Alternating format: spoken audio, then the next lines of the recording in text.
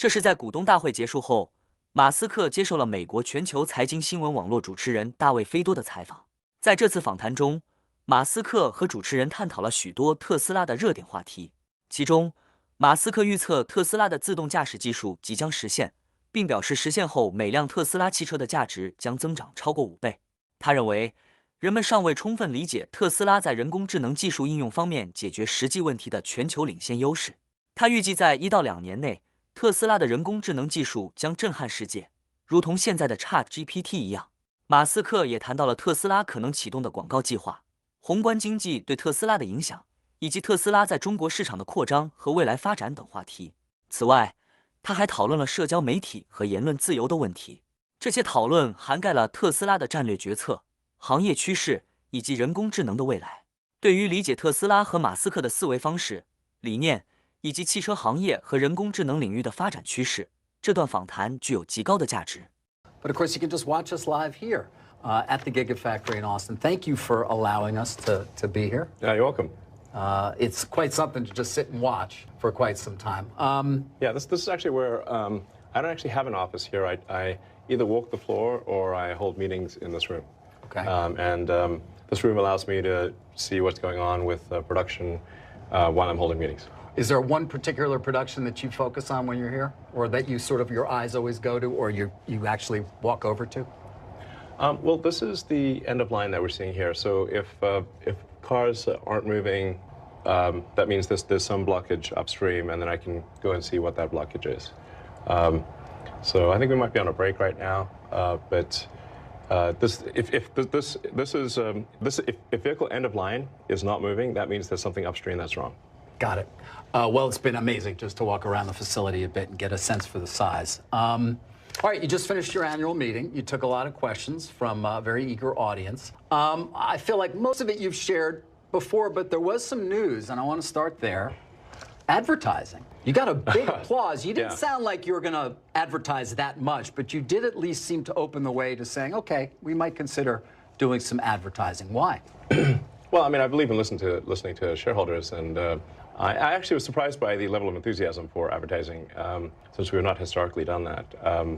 But there perhaps is some good logic to it in that if we're simply sending out information via, say, the Tesla Twitter account or my Twitter account, we're somewhat preaching to the converted, and not reaching people that are not already convinced, essentially. So I think they probably have a good point. I mean, I think it's worth a try, and we'll see. We'll see how effective. Do you have any idea how you'd like to try it or what that would involve? Well, I mean, I have some general thoughts about advertising that if advertising is informative and entertaining, then it can start to approach content.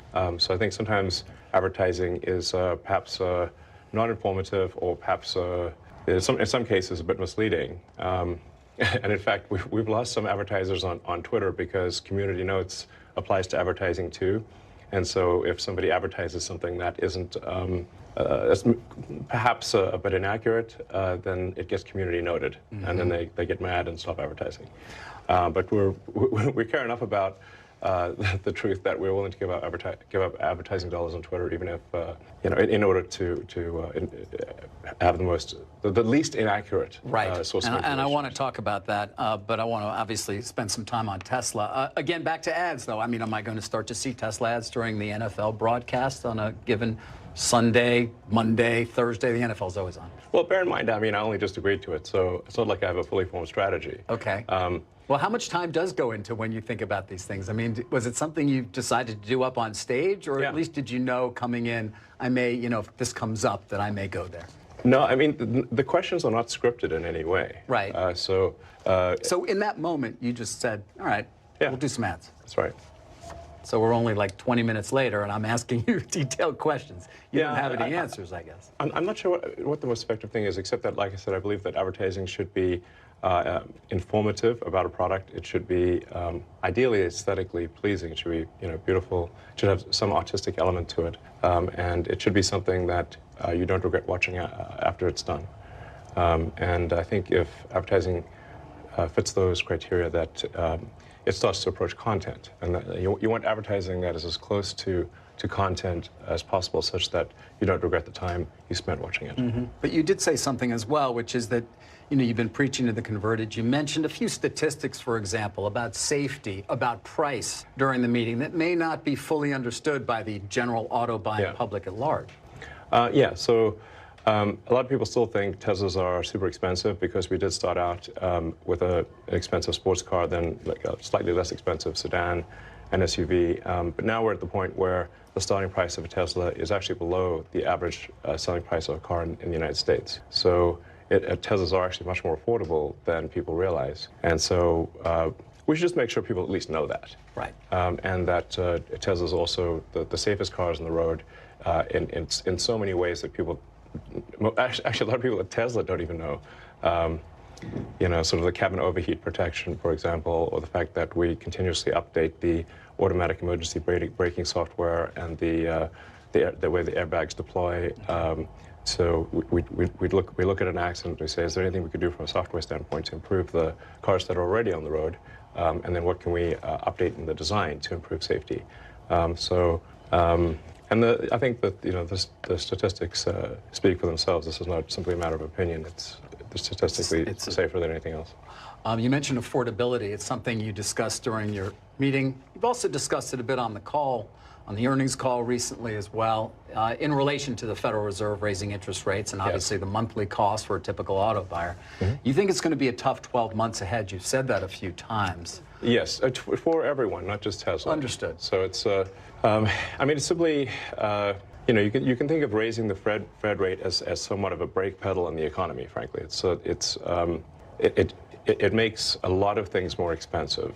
Certainly things that are bought with credit, but then it has downstream effects on even things that aren't bought with credit. So, if the car payment or your home mortgage payment is absorbing more of your monthly budget, then you have less money to buy other things. So actually it affects everything, even those things that aren't bought on credit. So, and my concern with the way the Federal Reserve is making decisions is that they're just operating with too much latency. Basically, the data is somewhat stale. So the Federal Reserve was slow to raise interest rates, and now I think they're going to be slow to lower them. That appears to be the case. Yeah, that may well be. We spent a lot of time talking about that, as you might imagine, on CNBC, perhaps too much. But when it comes to latency, that takes me to pricing, because you've discussed the lack of latency in your own ability to understand exactly what's going on in the market for those cars, as opposed to many of the legacy and other competitors. We have real-time information on demand. So, so we know how many people placed an order for a Tesla yesterday. So the computer calculates that all, and literally every day we get an automated email to the exec staff that says how many people placed an order in which countries for which cars. And so we know what demand, we know what the orders were yesterday. And you don't want to overreact to these things, because sometimes you get like little dips for reasons that are hard to explain. Do you look at them every day? Yeah. But like I said, you don't want to overreact to if like a week is slow or something, you don't want to overreact to that. But if you look at the trend, say for over two week span or something like that, you can see that there's this for some reason the demand is less than it was, or it's higher. Do you adjust pricing to that? I mean, are you almost like an airline at this point in terms of kind of your dynamic pricing model? Yes. So we basically adjust pricing to match demand, and we obviously did a big price drop in Q1. But now January is usually a terrible time for car buying. So there's seasonality to car purchases. With January is often the worst month. So we did a big price drop, and then recently we did a price increase. So as I mentioned to the audience, the reality is that all car companies make significant adjustments to price, because you've got the MSRP number, and then if demand is high, dealers will charge some premium over MSRP. If demand is lower, they will have manufacturer incentives. So you can actually see a very big difference over the course of, say, 6 months between the peak to trough of of all cars. It's just that Tesla is so immediate and obvious and transparent. It's not a question of MSRP and then markups or discounts. Right. But after your last earnings, a lot of investors came away wanting to talk about your margins and wanting to talk about your pricing. In particular, I think, you talked about vehicle cost reduction. You sort of even said it's hard to explain the profundity of technically selling cars now for no profit and still yielding tremendous economics over time. Yes. I'd like you to explain a little bit more of what that means. You did a bit in the meeting as well. You're talking about sort of the move, I think, from manual to autonomous and the value add that will come along with that. But explain to people why that's profound and why conceivably, not that you want to, you could sell automobiles now for no profit and still make enormous profit in the future. So Tesla is the only car company selling cars that where we believe the car is capable of achieving full autonomy with a software update. So the value of a fully autonomous car is, we think, perhaps 5 times more valuable than a non-autonomous car. Why? Well, the utility of a car, typically a passenger car, is going to be maybe 10 hours a week, maybe 12. If you say like somebody's going to drive an hour and a half a day on average, so maybe an hour commute per day and then an occasional long trip, but figure it's like 10, 12 hours a week is typical for a passenger vehicle. And then you also have a lot of costs associated with parking. You need a garage, or you've got to buy a parking space, or you've got to get a parking ticket at the mall. There's a lot of costs associated with cars. And now, if you've got a car that's autonomous, that can go around and essentially be like an autonomous Uber, the utility, I think, is going to be, well, it's going to be much higher. Perhaps, and this, again, this is so much speculative. I understand. We're talking about robo-taxis here, or at least what people have called, or you have called like an autonomous Uber is a way to think about it. So Right. perhaps the utility then would be on the order of 50 hours a week. This is just a guess. Say there's 168 hours in a week, and probably, as a rough guess, an autonomous car will be able to be active instead of for 10 hours a week, probably in our view for about 50. Right. But it's the same car, and it costs the same to build. But I want to understand the business model a little bit, because I'm buying the car, and instead of it parking at my lot while I'm working, it goes off and picks people up and drops them off. Yes. Who's making the money from that? I assume that's the value add you're talking about. Is it a revenue share? Do you have this model sort of planned out specifically as how it would look? It's been in the Tesla terms and conditions for quite a long time. Oh, it has. So the owner of the car would make, I don't know, some amount. Who knows what it would be, but perhaps it could be a 50-50 split or 70-30. I don't know. But the cars are if you buy a Tesla car, it can only be used in the Tesla network. It cannot be used in someone else's network. That means that if the car is able to be used 5 times as much, Tesla is likely to make basically 2 or 3 times the original value or sale value of the car in robotaxi revenue. Right. This is gigantic. As I said, it would be like selling cars for software margins, because in fact it is software. Right. So instead of effectively having, say, 25-cent margins, it might be 70% or more. And I mean, the free cash flow associated with that is actually truly a staggering amount. The best analysis that I've seen thus far about this is from Kathy Wood's firm, ARK Invest. We know Kathy well. Yeah, she's great. Yep. I would assume you like her, obviously. She's been a huge proponent of your stock for many years. Was right, by the way, very early on. She was right. Yeah.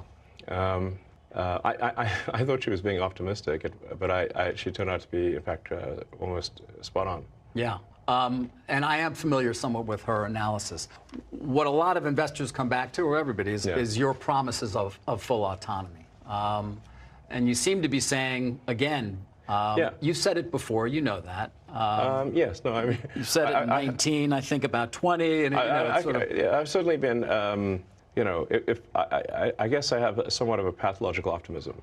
Well, it works, by the way, because you don't end up with this unless you're optimistic. But yeah, exactly. I mean, who would try to do this and rockets if they weren't pathologically optimistic? no, you'd have to be. Yeah, so there's a double-edged sword, I guess.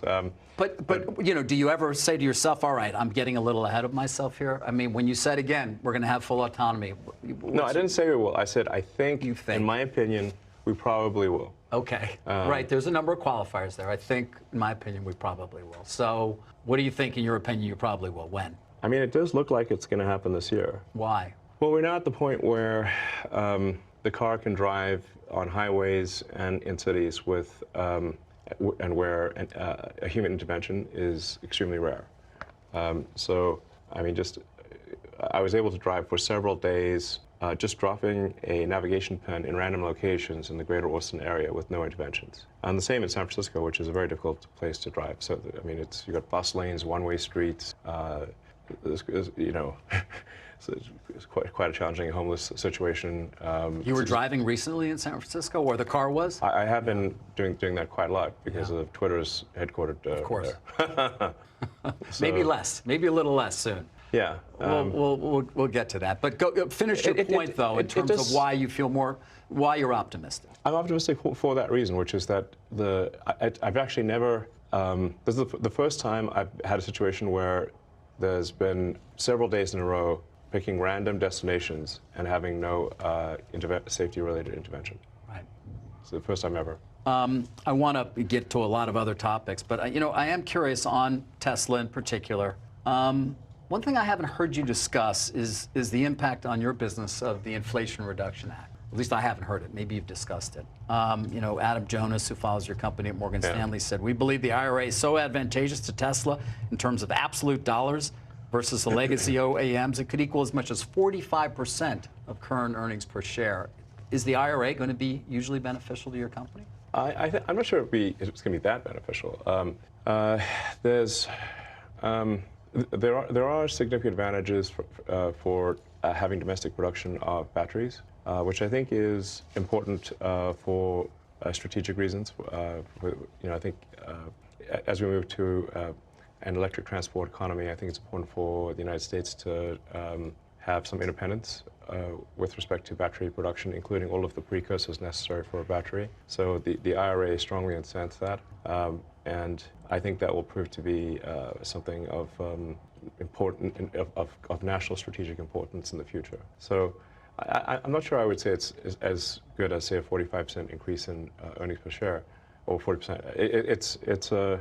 Is it significant? It's helpful. Yeah. It's helpful. I would say maybe it's half that or something. Okay, but I mean, 20% is quite significant. Yeah. Have you mapped it out at all? Do you have a sense? I mean, obviously, you talk about storage, for example, which is so important. You spend time on that as well, the Megapack. Is it beneficial in that particular area beyond, obviously, the credits, the tax credits that certain people get for buying a Tesla? Yeah, there's really two parts to the IRA. There's the incentive for battery manufacturing, and it's really quite a detailed. It's actually a very well-written bill in that it really makes sure that you can't game it.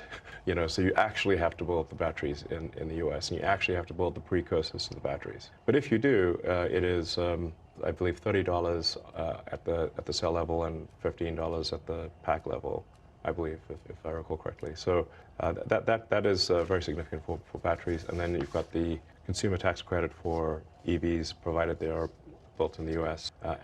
And that the pack is built in the U.S. Yeah. So now this is really the first time that we've actually had the first time in many years that Tesla's actually had the consumer tax credit. Yes.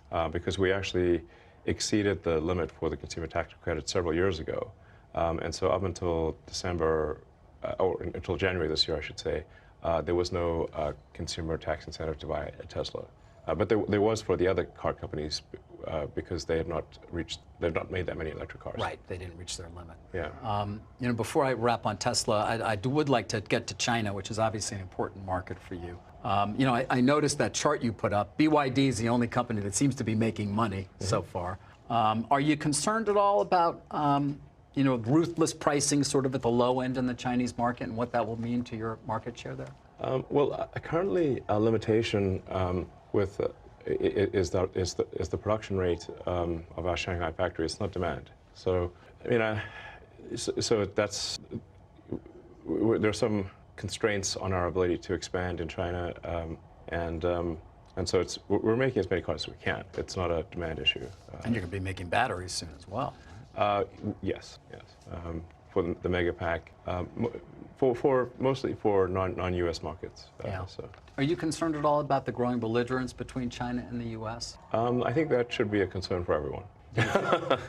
I think you're right. I think it is shared by many people who run large organizations and smaller ones. Do you think, for example, China will make a move to take control of Taiwan? The official policy of China is that Taiwan should be integrated. One does not need to read between the lines. One can simply read the lines. Do you think that, so I think there's some inevitability to this situation. That would not be good for Tesla, conceivably, or for any company in the world, frankly. Yes, for any company in the world. I think almost no one realizes that the Chinese economy and the rest of the global economy are like conjoined twins. It would be like trying to separate conjoined twins. That's the severity of the situation.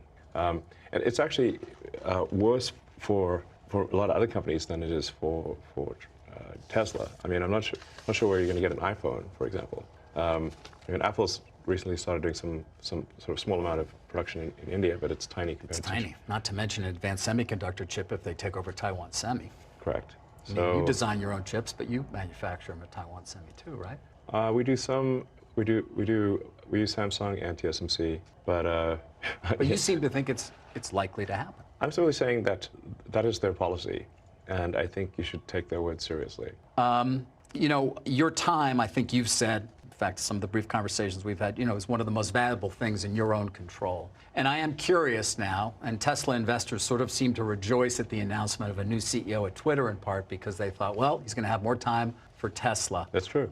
Is it true? How do you see sort of allocating your time now that you will soon no longer be the CEO of Twitter? Yeah. So. It was really a very, very challenging situation at the point at which the Twitter acquisition closed because, in rough terms, there was $1.5 billion of debt servicing that was added, while at the same time there was a massive cycling. Yeah, you said you were 4 months away from bankruptcy. You're going to lose $3 billion in a year, conceivably. Negative $3 billion cash flow and had $1 billion in the bank. Yeah. No, that's not good. No. Anybody who knows anything about corporate finance knows that's bad. No, I mean, I'd say like the analogy I was using was it's like being teleported into a plane that's in a nosedive, headed to the ground with the engine's on fire and the controls don't work. Yeah. And you were the guy who chose that's what it felt like. You chose to get into the plane. Well, I did try to exit the deal, and they wouldn't let me. They wouldn't let, I mean, it was a funny situation where when I first proposed the acquisition, they said, hell no. They adopted a poison pill, basically saying they'd rather die than be acquired. Like they'd rather chew on cyanide.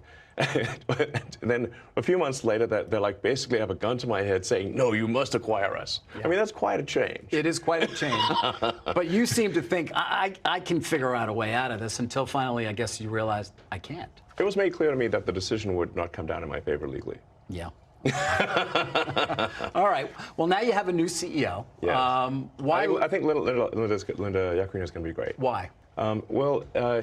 Twitter is very much an advertising-dependent business. Linda is obviously incredible at that, and she's just a great executive in general. My skills and interests are in technology. I'll continue to play a role advancing the software. And getting the features and product stuff, basically. Right. I mean, the general idea is Linda will operate the company, and I will build products. Yeah. And I think that's a good. And that will take less of your time. Yeah, and I have that situation at SpaceX. Mm-hmm. Gwynne Shotwell, who's right. Amazing. Yeah. Operates the company, and I work on the sort of advanced technology, right? Sort of designing the new rockets and that kind of thing, and that's everyone should play to their strengths, and that's mine. That's true. Although I wonder, in 2021, you said you spent most of your time on the development of Starship. I think yes. You've also been quoted. I read, or I think I heard you say actually, most of your mental energy at certain points has been on Starship. Yes. So I wonder, have you been diverted from Starship a little bit and will return to it as the main focus, or is it Tesla? You know, again, your time, I know, having tried to schedule this interview with you. Yeah, time triage is a real thing for me. Yeah. In fact, I'd say that the only real currency is time. Time is the only true currency. So where are you going to spend the currency now that you don't have to spend as much at Twitter? Well, I'm going to be devoting a lot more time to Tesla, Okay. and especially on the AI development and new product development. And then I'll also be allocating some more time to getting Starship to orbit. In the case of SpaceX, what I was able to do there was to, as the Starlink constellation started working, I was able to move some of the best people from the Starlink program to the Starship program. So they were, you know, the timing kind of worked out well. I mean, we have really some of the world's best engineers at SpaceX and Tesla, really some incredible human beings. There was some statistic you shared. I think 3.6 million people applied for a job at Tesla. I wrote it down. I didn't write it down here, so it's remembered. But was that the number? Yeah, it's crazy. There's a lot of demand. Yeah, so you have 127, almost 128,000 employees, but 3.6 million people applying for a job in a year. Yes, and I mean, there's, you know, we would only add, like, say, 20 or 30,000 jobs. So it's sort of the acceptance rate for Tesla is it's much more difficult to get into Tesla or SpaceX than Harvard. The acceptance rate is even lower. Or Stanford too. Well, yeah, it's the acceptance rate is lower than the most demanding universities in the world. Yeah. It's insane. Speaking of employment, though, you had 7,800 people at Twitter when the plane was nosediving. I think you're at 1,500 now. That's so correct. roughly 6,300 people. Were they all superfluous? No, not all. So, do you figure out which ones aren't, or is it a little late? You know, sometimes it gets a little late. I mean, look, desperate times call for desperate measures. So there's no question that some of the people who were let go probably shouldn't have been let go because we simply did not have the time to figure out. We had to be, you know, make widespread cuts to get the burn rate under control. So. You know, and so this is not to say that, hey, everyone who is let go from Twitter is like somehow terrible or something. It's just we have to, with very little information, get the headcount expenses and the non-personnel expenses down to where we're at least break even. And we're not quite at break even yet, but we're close. We need to do it fast. And if you do it fast, unfortunately, there are going to be some babies thrown out with the bathwater. So I definitely would not want to say, disparage, anyone who's left. But it's funny, you know, I've heard from other tech CEOs quietly. They look at what you did at Twitter and they won't admit it publicly, but they say, wow, that was something. I mean, to cut that deeply and still be able to run the company. People will argue about how well or things are running. Have you heard from any of these CEOs who said, thank you for doing that, giving us sort of runway or leeway to at least make some cuts of our own? I've heard that from a few people, and I've heard that through the grapevine, yeah. But like I said, if desperate times call for desperate measures, and unfortunately those were desperate times. So do you see will Linda hire people, do you think? Or are you ready for people to be hired at Twitter? Yeah, no, I think we absolutely need to hire people, and if they're not too mad at us, probably rehire some of the people that we let go. And they're going to have to come into the office. Look, I'm a big believer that people are more productive when they're in person, and really, man, the whole sort of work from home thing. It's like, I think it's. Look, there are some exceptions, but I kind of think that the whole notion of work from home is a bit like the fake Marie Antoinette quote, "Let them eat cake." It's like really, you're going to work from home and you're going to make everyone else who made your car come work in the factory. You're going to make the people who make your food that gets delivered that they can't work from home. The people that come fix your house, they can't work from home, but you can. Does that seem morally right? That's messed up. You see it as a moral issue? Yes. I mean, I see it more as it's a productivity issue, but it's also a moral issue. People should get off the goddamn moral high horse with the work from home bullshit, because they're asking everyone else to not work from home while they do. And yet it's wrong. there's still pushback, by the way. It's still Yeah. going on. This battle is still happening. I mean, leaders of organizations, and I speak to plenty of them, I want people back. I want people back. 3 days a week, they're still battling. It's not clear that it's ever going to change. People are not coming back 5 days a week. Look, the laptop class is living in La La Land. Okay, as I said, you can't. But look at the cars. Are people working from home here? Of course not. So the people were building cars, servicing the cars, building houses, fixing houses, making the food, making all the things that people consume. It's messed up to assume that yes, they have to go to work, but you don't. How is that? That is. It's not just a productivity thing. I think it's morally wrong. Although productivity is definitely impacted too, and the ability of people to learn, and I mean, on and on. Listen, I mean, look, people will disagree with me about this, but it's like. So if you want to work at Tesla, you want to work at SpaceX, you want to work at Twitter, you got to come into the office every day. Yes, I mean, like I'm not saying. I'm saying like, look, put 40 hours in, and frankly, it doesn't even need to be like, Monday through Friday. You could work Monday through Thursday, and I'm also not saying no one should take. I mean, I think people should take vacations. Like I work 7 days a week, but I'm not expecting others to do that. How much sleep do you get, by the way? About 6 hours. You do 6 hours typically? Yes. No, that's not bad. I thought it would be less. I've tried less, but my productivity, even though I'm awake more hours, I get less done. Okay. And the brain pain level is bad if I get less than 6 hours. But you work 7 days a week. Yes. Yeah. I actually only, in terms of actually, you say like how many days in a year do I not put in some meaningful amount of work? It's probably about 2 or 3. 2 or 3 days? A year. Yeah. A year. Yeah. Yes. I want to get to some more specific questions about Twitter that sort of have a more global aspect. And I still want to get to AI. You're going to give us some time here? Can we still? Yeah, I think we've got a board meeting coming up, but I'm happy to give as much time as reasonably possible. I think it's maybe at 6 or something. Okay. Well, what time is it now? It's 5:42. All right. I'd love another 20. Can you spare another 20? Yeah, sure. All right. At least 20. Great.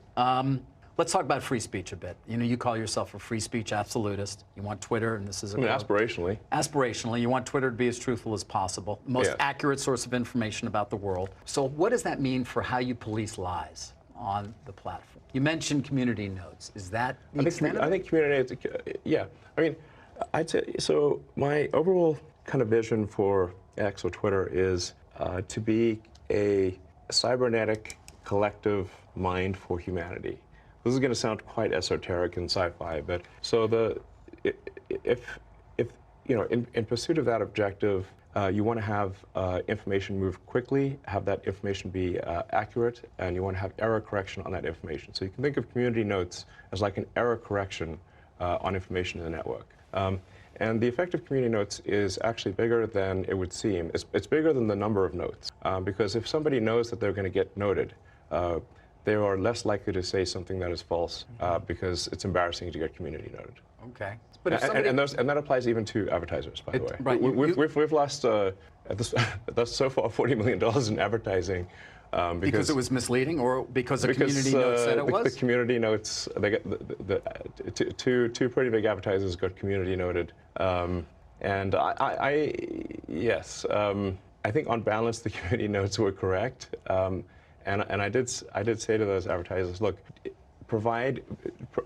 just go on Twitter and provide some facts that contradict the community note. That's the way to deal with the community note, is to say, is that the community note is saying that the ad is misleading for the following reasons. If you've got information that rebuts that note, then just add that to the ad. Okay. Well, we're coming up on an election. I mean, it's a ways away, but it's going to all start.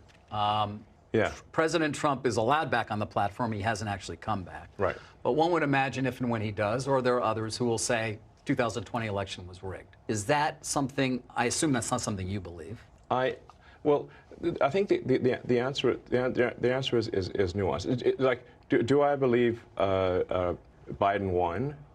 Yes, I believe he won. And you voted for him. I did, actually. Do you regret that? I mean, man, I wish we could have just a normal human being as president. That's what I want.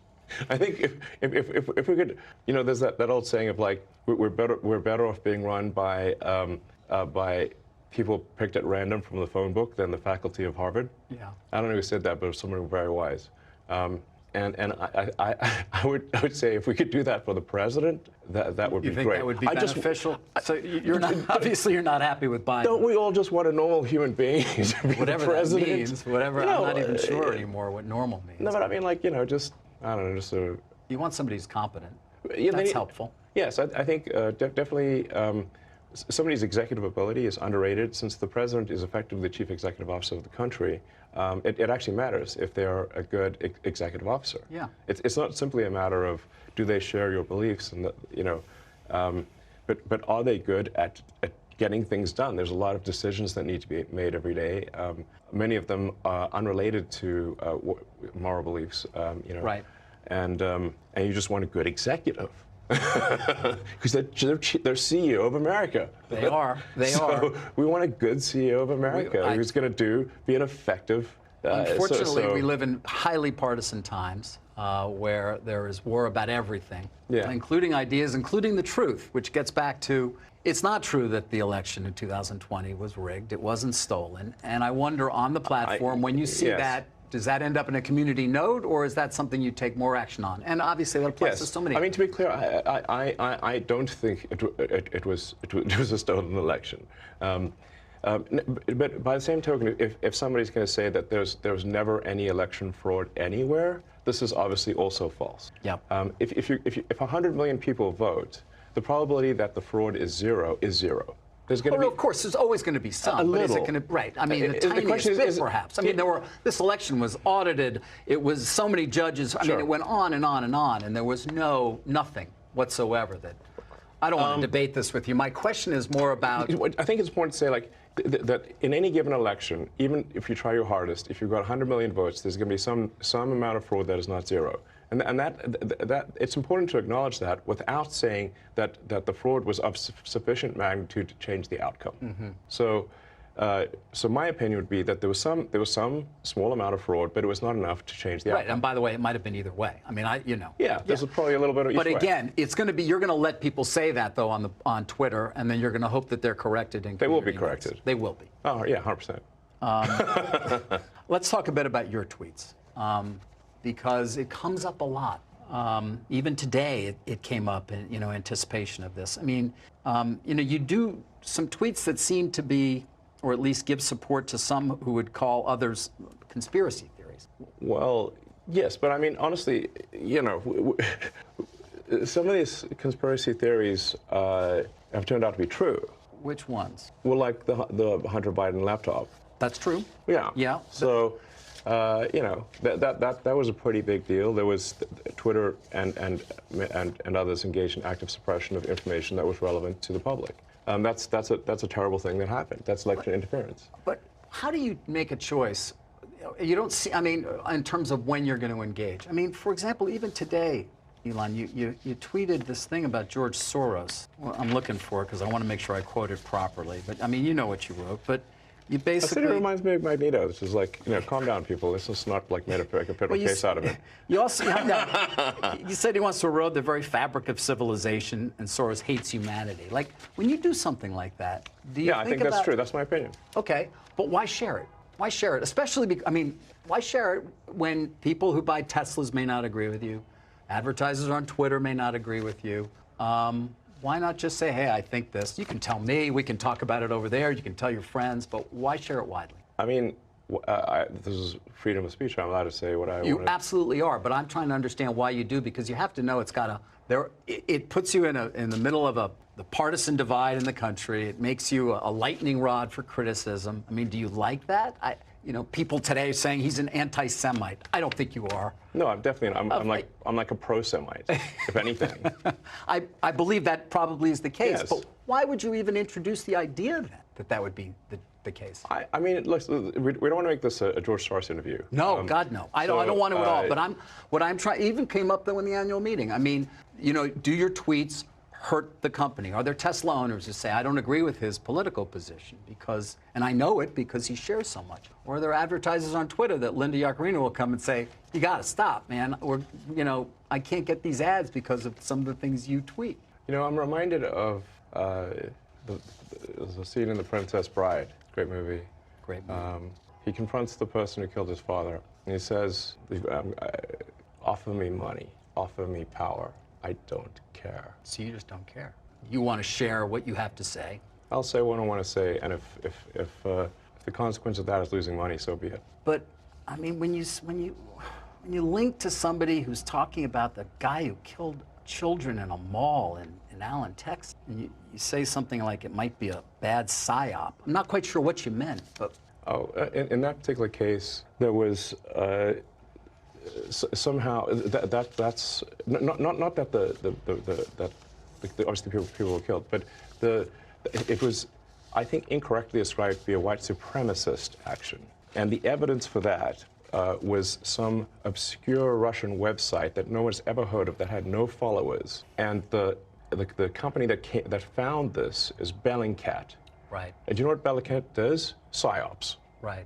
I couldn't really even follow exactly what it was you were trying to express there, so that's in part why I was curious. I'm saying that I thought the ascribing it to white supremacy was bullshit. Okay. And that the information for that came from an obscure Russian website and was somehow magically found by Bellingcat, which is a company that does PsyOps. And there's no proof, by the way, that he was not. There's no. I would say that there's no proof that he is. And that's a debate you want to get into on Twitter? Because we should not be ascribing things to white supremacy if it's false. Can we talk about AI now? Sure. Actually, I want to talk about AI. Well, let me end with Twitter in the sense of Sam Altman was on the Hill today, and he said AI's ability to manipulate interactive disinformation is a significant area of concern.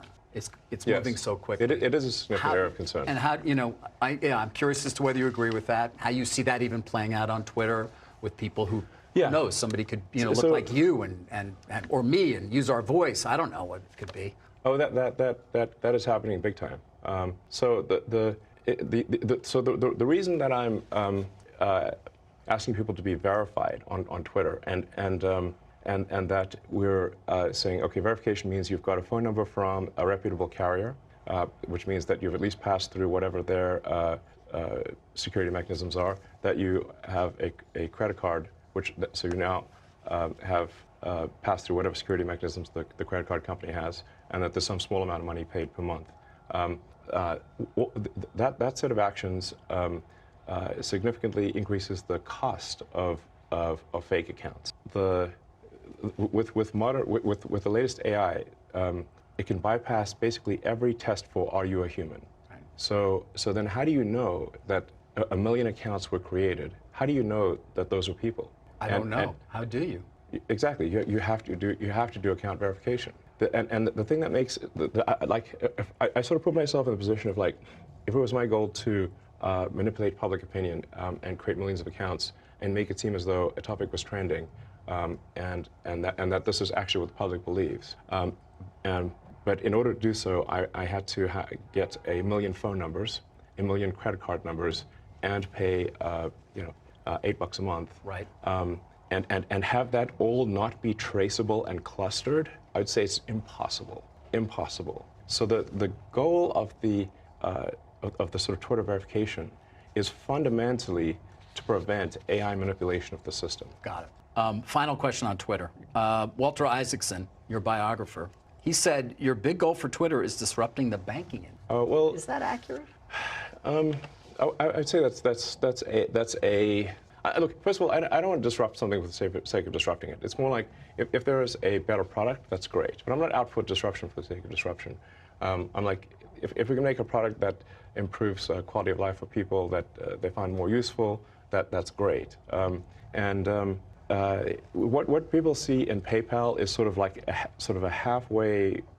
It's frankly sort of a half-baked version of what it could be.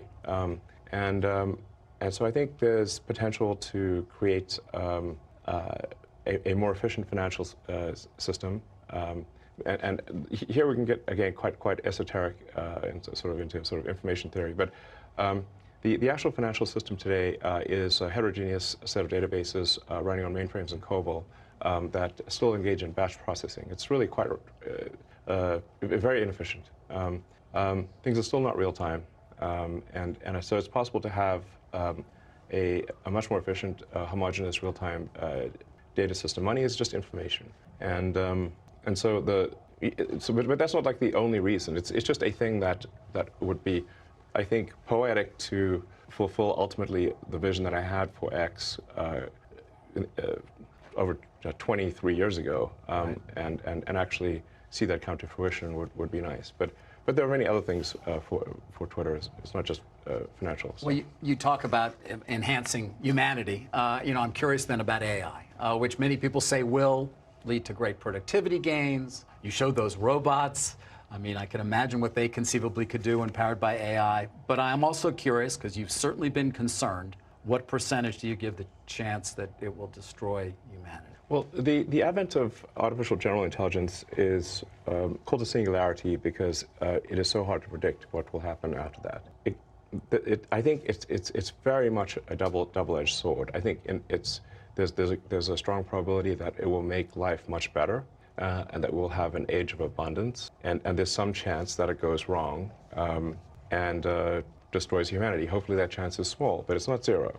And so I think we want to take whatever actions we can think of to minimize the probability that AI goes wrong. And you've called for a pause, along with a number of other people. Yes, look, when I called for the, a friend of mine, Max Tegmark, is a physicist at MIT, wanted me to sign on to the letter. And it's like I knew it would be futile.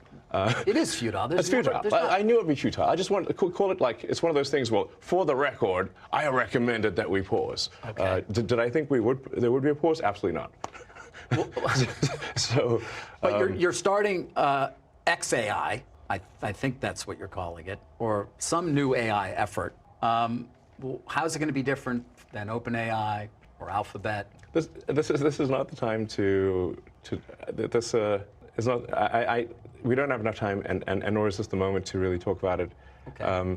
We will have a launch event, and we'll explore the issues in more detail. But I should say that and I mentioned this at the shareholder meeting, that Tesla has actually tremendous capability in real-world AI. Yes. In fact, it is very far ahead of anyone. I know people actually on Twitter prior to our interview were saying, he never gets asked about how advanced his AI is at Tesla. You always talk about Tesla AI is like I said, it's like there's not. I'm not even sure who's second, frankly. Why is that? What are people not understanding about what you have, and why are we talking so much about ChatGPT and generative AI at OpenAI and what Microsoft's going to be able to do with it, and not about Tesla? I don't know. I mean, people do talk about it online. I think Tesla will have sort of a ChatGPT moment. Maybe if not this year, I'd say no later than next year. Wait, say that again. I'm sorry. You're going to have a sort of ChatGPT moment. Oh, you will. In terms of suddenly it will. Yeah, suddenly 3 million cars will be able to drive themselves with no one. Right. It goes back to that. Right. Yeah, and then 5 million cars, and then 10 million cars. So, I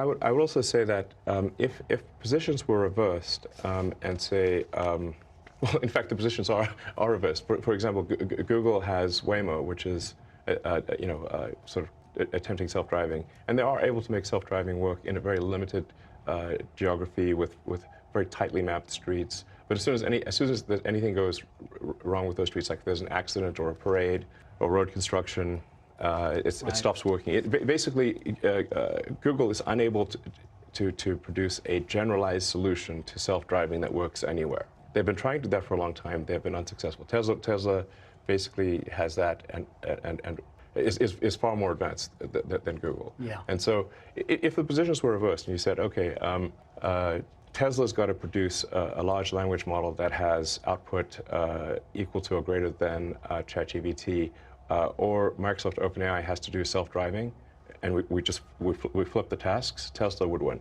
You'd win. Yes. And you have the computing power and everything else you need to do it. Absolutely. I'm being told we don't have that much time. Can you give me another 5 minutes, or yeah, what do you think? Yeah, I think so. I do have a board meeting. I know. But 5 minutes is probably fine. Sure. Okay, thank you. OpenAI. I mean, you seem somewhat frustrated with them. You were one of the big contributors early on. The reason I am the reason OpenAI exists. How much money did you give them? I'm not sure the exact number, but it's some number on the order of $50 million. Man, fate loves irony next level. I used to be close friends with Larry Page, and I would stay at his house, and we'd have these conversations long into the evening about AI, and I would be constantly urging him to be careful about the danger of AI, and he was really not concerned about the danger of AI and was quite cavalier about it, and at the time, Google, especially after their acquisition of DeepMind, had 3/4 of the world's AI talent. They had obviously a lot of computers and a lot of money. So it was a unipolar world for AI. And we've got a unipolar world, but the person who controls that does not, or at least did not seem to be concerned about AI safety. That sounded like a real problem. So, and then the final straw was Larry calling me a speciesist for being pro-human consciousness instead of machine consciousness. And I'm like, well, yes, I guess I am. I am a speciesist, So you helped to the creation of OpenAI. You put in as much as $50 million. More than helped. It wouldn't exist without me. It wouldn't exist without you. So I came up with a name. Right. The name OpenAI refers to open source. So the intent was, what's the okay? So what was the opposite? What's the opposite of Google? Would be an open source nonprofit, because Google is closed sourced for profit, and that profit motivation can be potentially dangerous. So, should you have gotten governance for that money? Should you have gotten some level of control, perhaps, in retrospect? Yeah, I fully admit to being a huge idiot here. Anyway, so OpenAI was like meant to be OpenAI, open as an open source. It was created as a 501c3, so part of it is also in the beginning. I thought, look, this is probably a hopeless endeavor. How could we possibly compete with? How could OpenAI possibly compete with Google DeepMind? I mean, this seemed like an ant against an elephant, you know, which is not a contest. And I was also, I was instrumental in recruiting the key scientists and engineers, most notably Ilya Sutskever. In fact, Ilya went back and forth several times because he would say he's going to join OpenAI, then Demis would convince him not to, then I would convince him to do so, and this went back and forth several times, and ultimately he decided to join OpenAI, and really Ilya joining was the linchpin for OpenAI being ultimately successful. So you're very disappointed in what's happened there in terms of it becoming a for-profit. Did you take any action? Sue them in some way? I do think that there's some, look, it does seem weird that something can be a non-profit open source and somehow transform itself into a for-profit closed source. I mean, this would be like let's say you funded an organization to save the Amazon rainforest, and instead they became a lumber company and chopped down the forest and sold it for money. And you'd be therefore like, well, wait a second, that's the exact opposite of what I gave the money for. Yeah. Is that legal? That doesn't seem legal. And if it is, and in general, if it is legal to start a company as a nonprofit and then take the IP and transfer it to a for-profit that then makes tons of money, shouldn't everyone start? Shouldn't that be the default? Right. And then I also think it's important to understand like when push comes to shove, let's say they do create some digital superintelligence, almost godlike intelligence. Well, who's in control? Yeah. And what exactly is the relationship between OpenAI and Microsoft? And I do worry that Microsoft actually may be more in control than, say, the leadership team at OpenAI realizes. I mean, Microsoft, as part of the Microsoft investment, they have rights to all of the software, all of the model weights, and everything necessary to run the inference system. So they essentially have a great deal of control. At any point, Microsoft could cut off OpenAI. Elon, I'm being told we have to wrap up. Your board has been very Sure. patient. I want to end on one AI question. You have a lot of kids. I have some kids. I have one who's actually soon to go into the workforce. I struggle with how to advise him about a career when this technology exists and will only improve. I'm just curious, when you think about advising your children on a career with so much that is changing, what do you tell them is going to be of value? That is a tough question to answer. I guess I would just say, you know, to sort of follow their heart in terms of what they find interesting to do or fulfilling to do, and you know, try to be as useful as possible to the rest of society. You know, if we do get to the sort of like magic genie situation where you can ask the AI for anything, and let's say it's even the benign scenario. Let's say it's a benign scenario. How do we actually find fulfillment? You know, it's how do we find meaning in life if the AI could do your job better than you can? I mean, if I think about it too hard, it frankly can be dispiriting and demotivating. Because I mean, I go through. I put a lot of blood, sweat, and tears into building the companies, and then I'm like, wait, well, should I be doing this? Because if I'm sacrificing time with friends and family that I would prefer to do, but then ultimately the AI can do all these things. Does that make sense? I don't know. To some extent, I have to have deliberate suspension of disbelief in order to remain motivated. So I guess I would say just, you know, work on things that you find interesting, fulfilling, and that contribute some good to the rest of society. Well, that's a great place to end. There's so much we didn't get to. I hope you'll give me another chance to sit down with you. But Elon, thank you for being so generous with your time. Thanks to your board for waiting as well. And thanks for having us here at this incredible facility.